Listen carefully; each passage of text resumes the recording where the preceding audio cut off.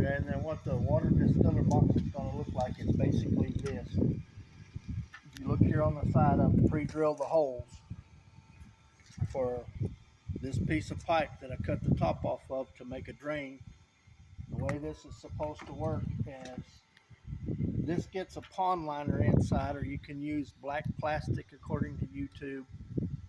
I went ahead and bought the pond liner that I'm going to line the box with, and as the sun heats up this glass, the water is going to condensate on there, and then this is a piece of plastic trim that I bought at Home Depot that is going to get glued underneath the glass like this, so when the water runs down it'll hit this and drop into this.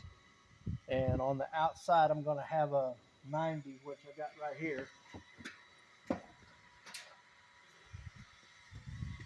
So basically the distilled water will drain out of this into a 5-gallon bucket.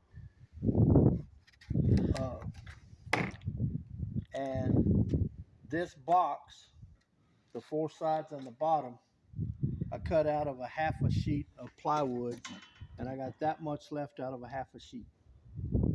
So I'm trying to make this with stuff we have on hand, laying around, to see if it works or not.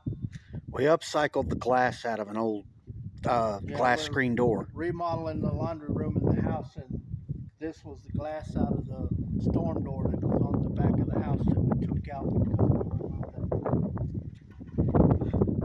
So basically, you can build this with stuff that you can either have laying around or that you can probably go pick up out of the dumpster at a construction site, the stuff they're throwing away. So you can go as expensive on it as you want to, or you can do it probably with stuff you can find for free or little to no cost. And we'll update you at a later time to let you know how the box works. If you look on YouTube, you will find dozens of videos where they basically show you this box and tell you how it works. They give you no dimensions whatsoever.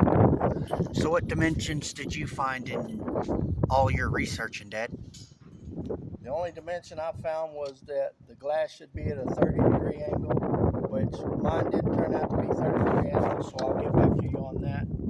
But as far as how I built the box, basically the dimensions were built to fit the glass I had. So just to give you for instance, what I did is it has a 3/4 inch bottom, the same size as my glass, and then the 2 sides, we'll call them left and right. I basically, this is 8 inches in the back, and I believe it goes down to 5 inches in the front. Yeah, 5 inches in the front. So I just took a straight edge and went from 8 inches to 5 inches, and that's my angle. And then in the front piece is basically a square cut at 5 inches to match the front, and the back is 8 inches to match the back side. And there you go.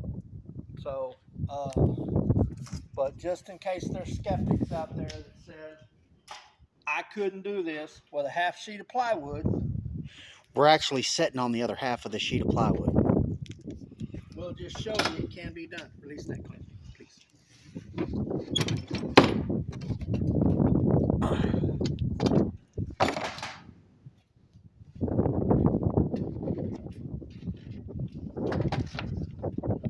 Disassemble. Yeah. Well, here's what we're going to do. We need to move stuff out of the way and lay pieces out on the what's left. Well, the other thing I want to do is put it on camera so they know. Okay, that says 48 inches. Can you see that? And we come this way. This says 48 inches. So that is a true half sheet of plywood. For anybody out there that wants to say we couldn't do it, there you go. So would that make this a 4x4? Technically, yes. And as far as legs, you can see them stacked over there. We just got two 6-foot 4x4s?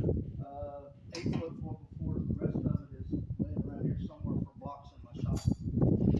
And we're going to set the box on top of that.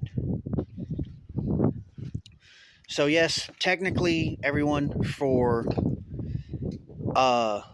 with a full sheet of plywood, you could essentially make 2 of those boxes.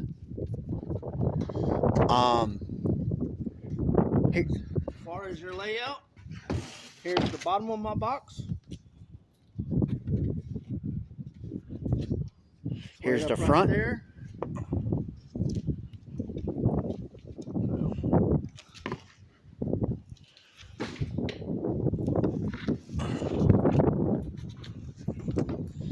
So you saw the box, you saw Dad take it apart, and now here's the layout on a true half sheet of plywood.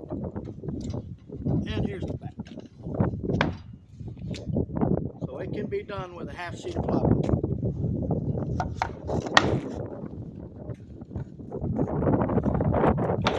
We'll make. I did buy the pressure treated plywood 3/4 inch.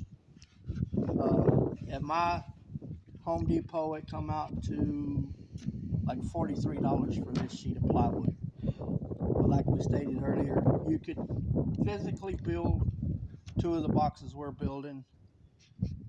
I don't know what your water needs are or may be, but according to the internet, you could basically go to your local river or creek or whatever. It doesn't matter what they say is polluted in the water. You could distill water out of that with one of these boxes for your own personal use. I do recommend you do some more research on that because I'm not a scientist. I'm going by YouTube, so take it for what it's worth. But for my purposes, this should work. And this is supposed to be perfectly safe drinking water after it's condensated down and distilled and run in the 5-gallon bucket.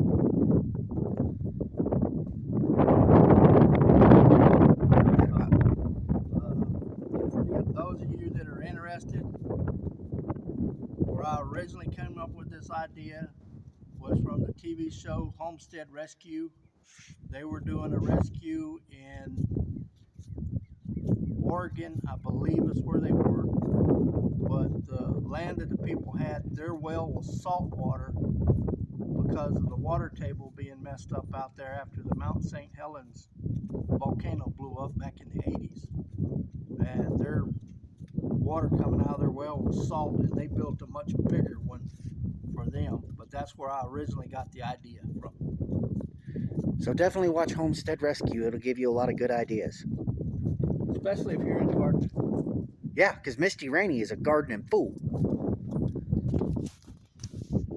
Well, I think that about sums up this video. Part 4, where we actually have the box together and we've distilled some water, will be coming. So stay tuned, everybody. If you have any questions, feel free to comment. We'll answer them best we can. We'll catch y'all on the flip side.